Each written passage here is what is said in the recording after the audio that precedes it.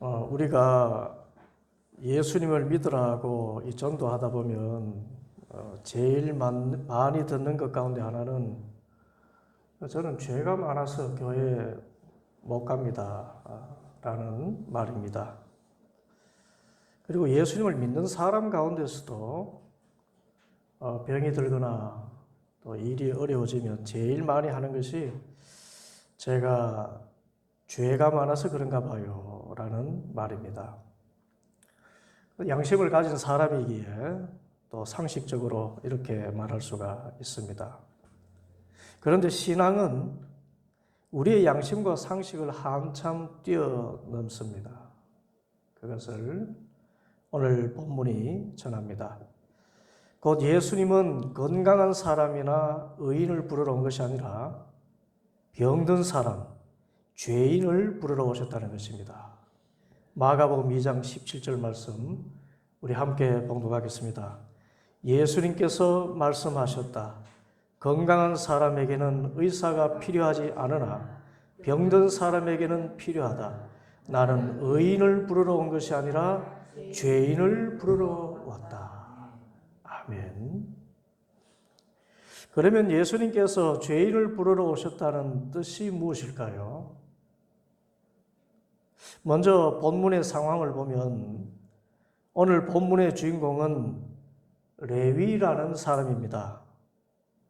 본문에서는 알페오의 아들 레위라고 했는데 마태복음 9장 9절에 보면 이 사람이 예수님의 12제자 가운데 한 사람인 마태와 동일인임을 알 수 있습니다. 이 레위는 마태입니다. 마태가 레위고 레위가 마태입니다. 이 마태는 사회적으로 버림받은 사람이었습니다. 왜냐하면 직업이 세리였기 때문입니다. 세리 그러면 돈을 많이 버는 사람인데 왜 사회적으로 버림을 받느냐? 당시 이스라엘 백성들은 로마의 통치 아래 있었고 또 순수 유대인이 아닌 헤롯 왕가의 지배를 받고 있었는데 세리는 이런 외부 세력을 등에 업고 동족들을 착취하는 사람이었습니다. 세리는 동족들에게 세금을 걷어서 로마에 상납하는 일을 했는데 당시에는 세금법이 확실하지 않아서 얼마를 거두든지 세리 마음대로 하고 다만 로마에 납부할 세금만 정해놓았기 때문에 세리들은 동족에게 과도하게 거두어서 그 차액을 착복했습니다. 그래서 동족에게 큰 미움을 받았습니다.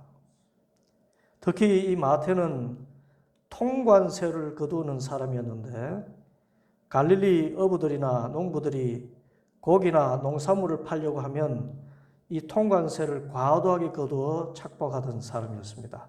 그러니 얼마나 미움을 받았겠습니까? 그래서 당시의 세리들은 재판할 때 증인으로도 안 세웠습니다. 더러운 사람이라고. 그리고 회당에 갈 수도 없었습니다. 회당에 참여했다가 세리인 것이 발각되면 그 자리에서 쫓겨났습니다. 그런데 이런 세리 마태에게 예수님이 오신 것입니다. 14절 예수님께서 길을 가시다가 알페오의 아들 레위가 세관에 앉아있는 것을 보시고 말씀하셨다. 나를 따라오너라. 레위는 일어나서 예수를 따라갔다. 이 레위는 예수님에 대해서 어느 정도 알고 있었을 것입니다. 왜냐하면 이 사람이 통관세를 받는 사람이기 때문에 베드로나 요한이 수산업을 하니까 이전에 예수님에 대해서 말했을 수도 있고 또 이때쯤이면 예수님에 대한 소문이 많이 나서 예수님이 누구신가 그런 호기심을 이 마태가 가지고 있었을 것입니다. 그러나 이 예수님이 자기를 부를 거라고는 생각하지 못했을 것입니다. 그래서 예수님께서 나를 따라오너라 하셨을 때 너무나 좋았습니다. 왜냐하면 예수님 따라가면 돈을 벌지는 못할지라도 항상 남에게 멸시당하고 배척당하는 삶이 행복하지는 않았을 것인데 이제 말로만 듣던 그 선하고 유명한 분이 자기를 제자 삼겠다고 하니 얼마나 기뻤을까요? 세상에 나에게 저런 귀인이 나와 함께 가자. 그렇게 말씀하시는구나. 그래서 마태는 예수님을 위해서 잔치를 베풀었습니다. 그리고 자기 친구들을 초청했습니다. 그런데 이 마태의 친구들은 어떤 사람들이었을까요? 까마귀 친구는 까마귀죠. 그래서 모인 사람들이 다 세리와 죄인이라고 기록되어 있습니다. 그런데 여기서 죄인이라는 것은 우리가 말하는 법을 어긴 사람을 말하는 것이 아니라 바리새인들이 지칭한 그런 부류의 사람입니다. 이 죄인이라는 것은 바리새인들처럼 철저하게 율법을 지키지도 않고 또 그럴 생각도 없는 사람들을 바리새인들이 지칭한 말입니다. 이런 사람들이 모여 있는데 예수님께서는 그 가운데 앉으셔서 웃으시며 밥도 먹고 그러신 것입니다. 이것을 보고 바리새인 율법학자들이 무척 불편했습니다. 이 바리새인의 이름 뜻은 분리된 자라는 뜻입니다. 거룩하다는 뜻이지요. 그래서 경건하고 구별된 모습을 보이려고 애쓰는 사람들입니다. 그래서 바깥에 외출을 했다면 자신도 모르게 부정한 것을 만졌든지 또 세례와 같은 부정한 사람과 옷이라도 스쳤을지 모르기 때문에 돌아오면 반드시 정결 예식을 하고 식탁에 앉았습니다. 요한복음 2장에 나오는 가나의 혼인잔치에 사용된 6개 돌 항아리가 바로 정결 예식에 사용된 항아리였습니다. 그런데 예수님께서 이런 사람들하고 어울리시고 손을 잡고 또 같이 식사를 하고 웃고 하는 것을 보니까 얼마나 속이 불편했을까요? 그래서 16절 바리새파의 율법학자들이 예수가 죄인들과 세리들과 함께 음식을 잡수시는 것을 보고 예수의 제자들에게 말하였다. 저 사람은 세리들과 죄인들과 어울려서 먹고 마십니까? 제자들에게 말했지만 아마 예수님 들으라고 큰 소리로 말했을 것입니다. 이에 예수님께서 그들에게 말씀하십니다. 17절 건강한 사람에게는 의사가 필요하지 않으나 병든 사람에게는 필요하다. 나는 의인을 부르러 온 것이 아니라 죄인을 부르러 왔다. 이 말씀은 성경에 나오는 예수님의 위대한 선포입니다. 이 말씀은 예수님이 어떤 분이시고 예수님이 세상에 오신 목적이 무엇인지를 분명하게 말씀해 주고 있습니다. 그러면 죄인을 부르러 왔다고 하신 예수님의 말씀의 뜻은 구체적으로 무엇일까요? 첫째로 예수님은 참으로 도울 자를 도우시는 분이라는 것입니다. 예수님은 어떤 분이시라고요? 도울 자를 도우셔요. 도움을 필요로 하는 사람을 도우시는 주님이라는 뜻입니다. 예수님은 그 사람이 인격적으로 훌륭한지 배경이 좋은지 나쁜지 관심이 없습니다. 예수님이 사람에 대한 관심은 한 가지입니다. 이 사람이 예수님의 도움을 필요로 하는지 아닌지밖에 없습니다. 예수님은 예수님을 필요로 하는 사람들에게 아무것도 묻지도 따지지도 않으시고 응하십니다.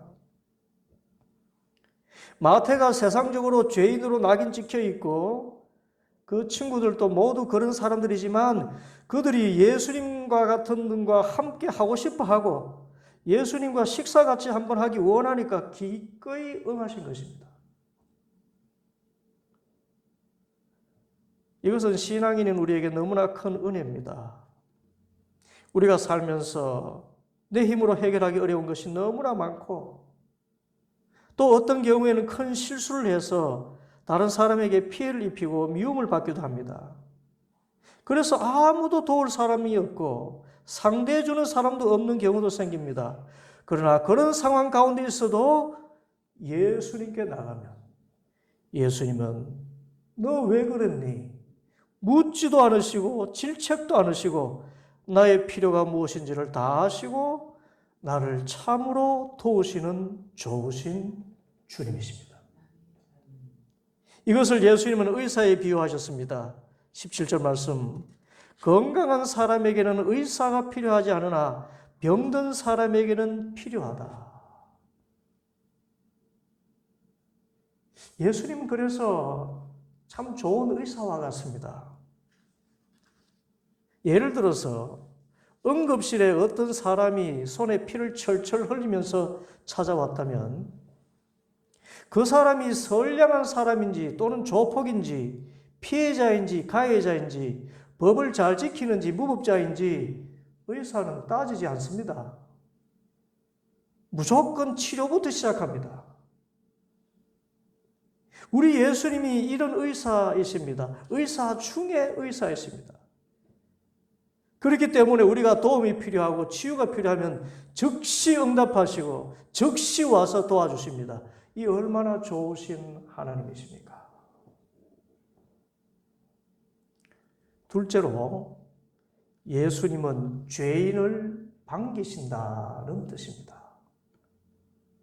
예수님은 누구를 반기셔요? 죄인을 반기셔요. 이것도 우리의 상식과는 아주 멀리 떨어져 있습니다. 이 세상에서 죄인을 반기는 사람은 없습니다. 할 수만 있으면 멀리하려 합니다. 그런데 예수님은 죄인을 무척이나 반기십니다. 17절, 나는 의인을 부르러 온 것이 아니라 죄인을 부르러 왔다. 이것이 예수님이 이 세상에 오신 목적입니다. 의인이나 문제없는 사람을 위해서 오신 것이 아니라 문제투성이, 흠투성이, 죄투성이인 사람을 부르러 오신 것입니다. 제가 세문안교회에 있을 때 의료선교부 그 의사들과 함께 태국 또 코트 디부아르에 간 적이 있습니다. 저는 지도 목사로 참석했기 때문에 이분들이 의료사역을 하는데 날씨는 어떻고 또 장비는 어떻고 또 사람들이 또 너무 많이 오면 힘들어서 어떡할까, 또 현장에서 치료하기 어려운 환자들이 오면 어쩌나, 이런 생각을 하며 기도를 하고 있었는데 이분들의 관심은 단 한 가지였습니다. 그 지역에 있는 모든 병자들이 다 와서 치료받는 것이었어요. 많이 오면 올수록 감사하다는 것이었습니다. 고름이 나서 냄새가 나고 상처가 터지고 속병을 앓아서 몰골이 흉흉한 그들을 그렇게 기다리고 있는 것이었습니다. 그리고 그분들이 오면 그렇게 반가워할 수가 없어요. 치과의사 한 분은 하루 거의 100명의 환자를 받았습니다. 그런데 아프리카 사람들은 이 치아 뿌리가 굉장히 깊어서 발치를 하려고 하면 한국 사람의 3배의 힘이 든다고 합니다. 여러분, 발치가 얼마나 힘이 들겠나? 굉장히 힘들답니다. 그리고 고개를 항상 이렇게 치과 의사 병이라 그래요. 이렇게 한쪽으로 이렇게 기울여서 진료를 하기 때문에 어깨 통증이 엄청나다고 합니다.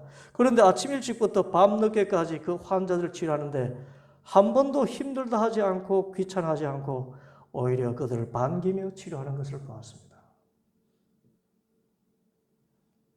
이래서 의사도 성직이구나 생각을 했습니다. 이런 의미에서 나는 죄가 많다라고 생각되는 사람이라면 예수님이 딱입니다. 받아봅시다. 예수님이 딱입니다. 딱 좋아. 예수님. 예수님은 죄인 가운데서도 중죄인을 더 반기십니다. 가슴을 찢고 하늘을 우러러 고개도 들지 못하고 저는 죄인입니다. 저는 죄인입니다. 고백하는 사람을 얼마나 반기시는지 모릅니다. 그리고 그들의 죄를 사하시고 마음의 병, 육신의 병을 치유하시기를 얼마나 기뻐하시는지 모릅니다. 그래서 십자가에서 대신 피 흘려 죽기까지 그 십자가를 즐거이 감당하셨습니다. 문제는 오히려 나는 죄가 없다고 생각하는 사람들입니다. 암도 초기에 발견되면 고칠 수 있는데 정상이 나타나도 나는 괜찮아. 나 이거 이길 수 있어. 그러면서 병원을 찾지 않으면 결국은 말기 암으로 죽게 됩니다. 영적으로도 나는 죄가 없다고 생각하고 자기가 법이 되고 자기가 주인이 되어 살면 인생은 결국 치유할 수 없는 공허함과 절망에 빠지게 되는 것입니다. 그래서 예수님은 의인을 부르러 온 것이 아니라 죄인을 부르러 왔다고 하신 것입니다. 셋째로 예수님은 버림받은 사람을 사용하신다는 뜻입니다. 예수님은 누구를 사용하셔요? 참 놀라운 일입니다.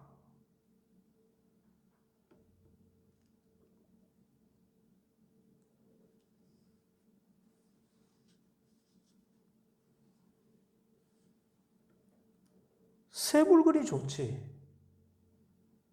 쓰레기가 뭐가 좋습니까?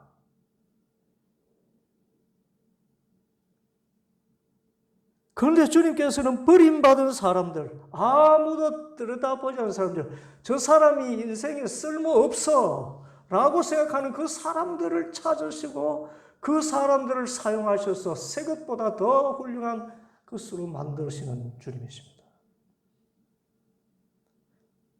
여러분, 세상에서 버림받았다는 경험을 한 적 있습니까? 부모에게 버림받았다. 참 마음이 아프죠? 자식에게 버림받았다. 얼마나 한이 됩니까? 형제에게 버림받았다. 그 배신감은요. 회사에서 동료에게 버림받았다. 그 난감함은 어떡합니까? 이런 경험은 인생에서 비참한 경험입니다. 오늘 본문의 주인공 마태가 이런 버림받은 사람입니다. 사회에서 따돌림받고 사람으로 취급도 하지 않던 사람이었습니다.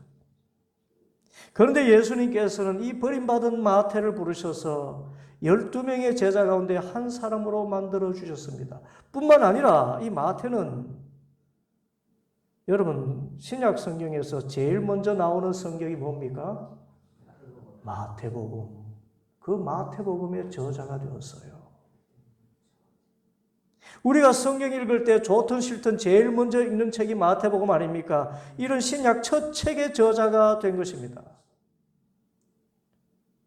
우리 하나님 예수님의 주특기가 이것입니다. 쓸모없는 사람을 부르셔서 쓸모있는 사람이 되게 하십니다. 수치에 빠진 사람을 찾으셔서 영광의 관을 쓰게 하십니다. 무의미한 사람을 찾으셔서 의미 있는 삶을 살도록 해주십니다. 그래서 예수님은 우리 인생의 길이요 진리요 생명입니다.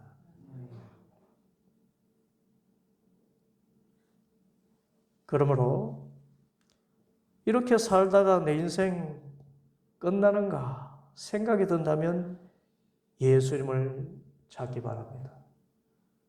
나같이 쓸모없는 인간이 있는가 라는 생각이 든다면 예수님을 찾기 바랍니다.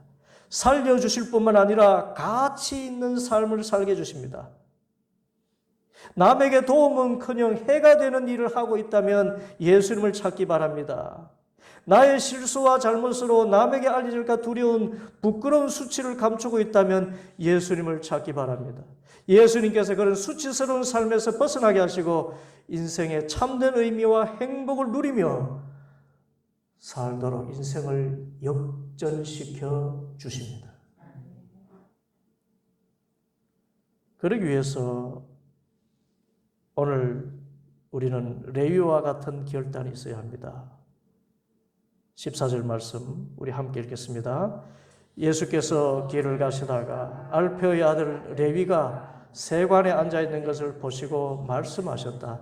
나를 따라오너라. 레위는 일어나서 예수를 따라간다. 예수님을 따라가야 됩니다. 이 결단입니다. 수치심이 들고 인생의 허무감과 절망이 찾아올 때 예수님을 따르겠다는 결단이 있어야 됩니다.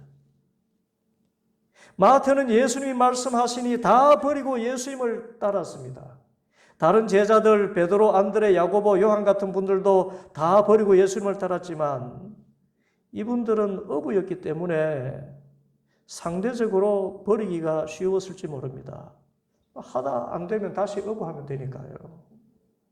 그러나 마태는 당시 더러운 돈이긴 하지만 큰 돈벌이가 되는 직업인데 그만두면 다시 직장을 얻을 수가 없습니다. 재물도 꽤 있었을 것입니다. 그런데 이 모든 것을 잊어버리고 뒤돌아보지 않기로 결심하고 예수님을 쫓아간 것입니다. 그렇기 때문에 예수님은 마태를 사도로 써주셨고 마침내 신약 성경에 가장 먼저 나오는 마태복음을 기록하고 순교하는 영광까지 주신 것입니다. 여러분 마태도 순교했어요.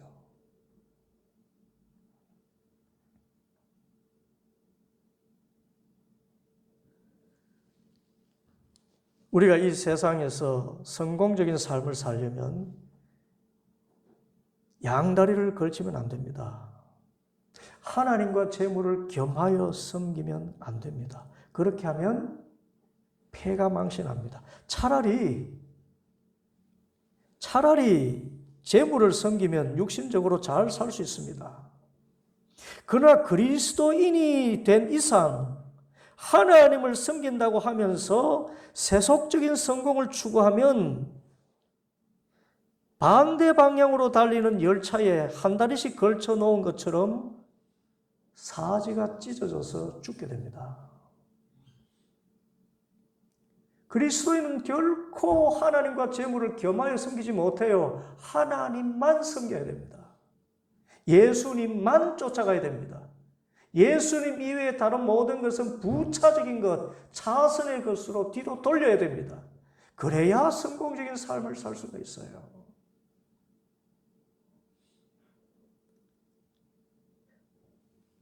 오직 예수님께만 소망을 두고 의지하면 오히려 예수님은 무의미한 나의 삶을 가치 있게 하시고 수치심과 죄책감에 시달리던 마음과 병든 몸을 깨끗이 고치시고 나의 이 육신적인 물질의 문제도 그 놀라우신 지혜와 섭리 가운데서 해결해 주셔요.